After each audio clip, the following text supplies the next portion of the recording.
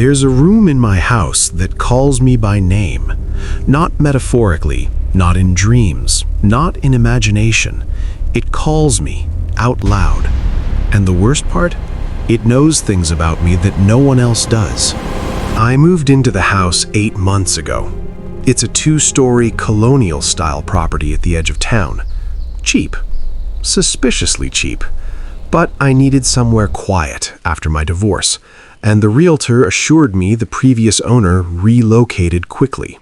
That was the phrase she used, relocated quickly. I should have asked more questions. The house had 6 rooms upstairs, 1 office downstairs, and a storage room at the far end of the second-floor hallway. The storage room door was painted white like the others, but unlike the rest of the house, it didn't have a handle. Just a flat, smooth surface with a faint outline where a knob should have been. The realtor told me it was sealed during renovations. I believed her. For 3 months. I never thought about that room again, until the night it said my name. It was around 2:13 a.m. I remember because I couldn't sleep and was scrolling through my phone when I heard it. A whisper, soft, close. Daniel. I sat up instantly. The house was silent. I assumed it was my neighbor's TV or someone walking outside, but then it came again. Daniel, you forgot something. The voice wasn't male or female. It sounded layered, like multiple voices speaking at once, slightly out of sync. I grabbed my phone and turned on the flashlight. That's when I noticed something strange. The hallway light outside my bedroom was already on. I never leave lights on. I stepped into the hallway slowly. Every floorboard creak sounded louder than usual, like the house was amplifying my movements. The light at the end of the hall flickered, and then I heard it again, closer this time. Daniel, come here. My stomach tightened. The voice was coming from the storage room, the sealed storage room. I stood there staring at the smooth white door. It looked normal, except now I noticed faint scratches across the surface, like someone had tried to claw their way out. I told myself it was old paint damage. Then the door made a sound, not opening, breathing. A slow, subtle expansion and contraction, like something on the other side was pressing against it. I backed away. That night, I locked my bedroom door and convinced myself it was stress, exhaustion, or leftover trauma from my divorce. I almost believed it. The next morning, I checked the hallway. The light was off. The storage room door looked completely normal again. No scratches, no movement. I laughed it off and went to work, but when I came home that evening, something was different. My kitchen table was set for 2 people. I live alone.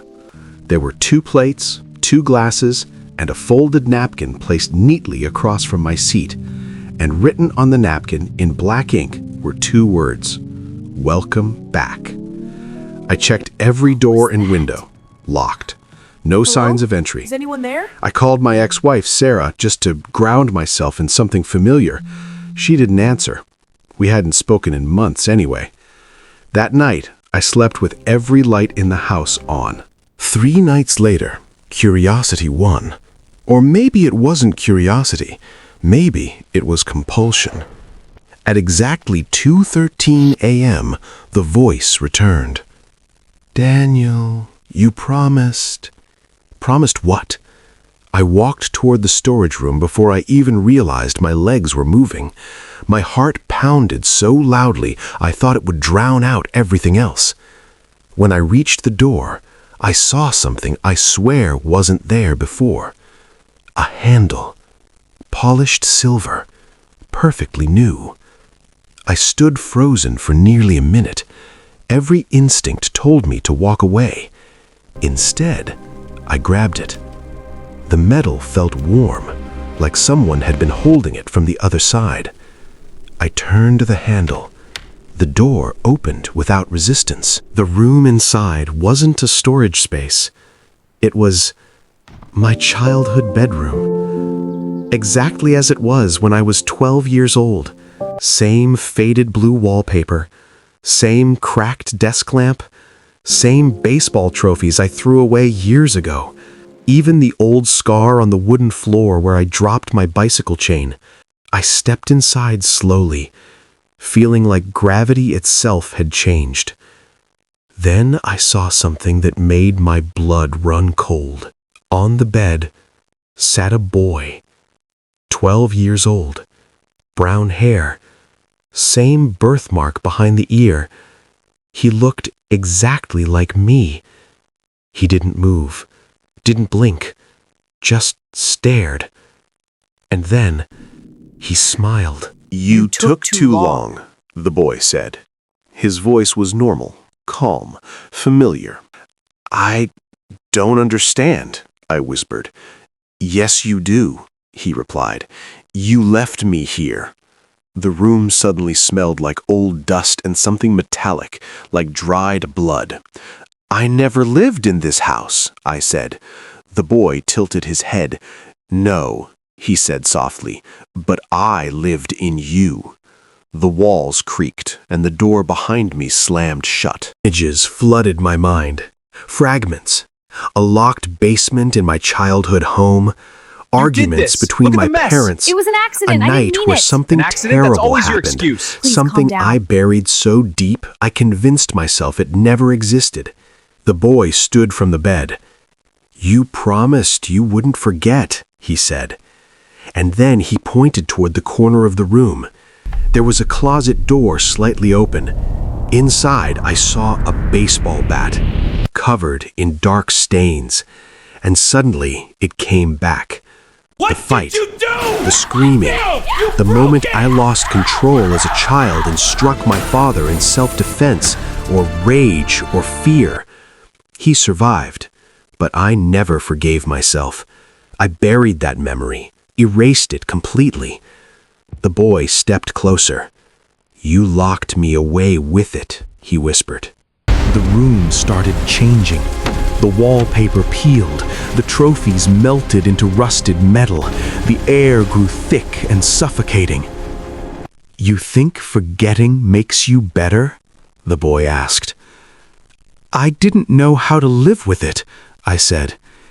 "You didn't," he replied, "so you made me live with it." He grabbed my wrist. His grip was impossibly strong. "Now you stay." The floor beneath me cracked open like dry earth, revealing darkness that stretched endlessly downward. The boy began pulling me toward the closet. Come on! Every step felt heavier, like gravity was doubling. I grabbed the doorframe, screaming. "I'm sorry," I shouted. "I'm sorry I left you." The boy stopped. For the first time, his expression changed. Not anger, not sadness, relief. The room trembled violently. The walls collapsed inward like paper folding into itself. And suddenly, I was thrown backward into the hallway. The storage room door slammed shut. The handle vanished. I lay on the hallway floor for hours. The house was silent again. I eventually stood and touched the door. Smooth, featureless, sealed. I thought it was over.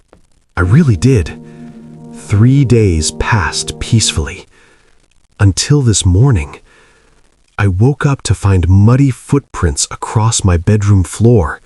Small footprints leading from my closet to my bed. And beside my pillow was a folded napkin in familiar handwriting. "Thank you for remembering." I ran to the hallway. The storage room door is still sealed, still blank. But now, every mirror in my house shows something different. My reflection stands still, even when I move. And last night, as I turned off the lights, I heard a voice behind me. My voice, whispering, "Daniel, there's another room you forgot about." I haven't checked the basement yet, because I'm standing at the top of the stairs right now, and I can hear someone down there, breathing, waiting, and they're calling my name again. Daniel.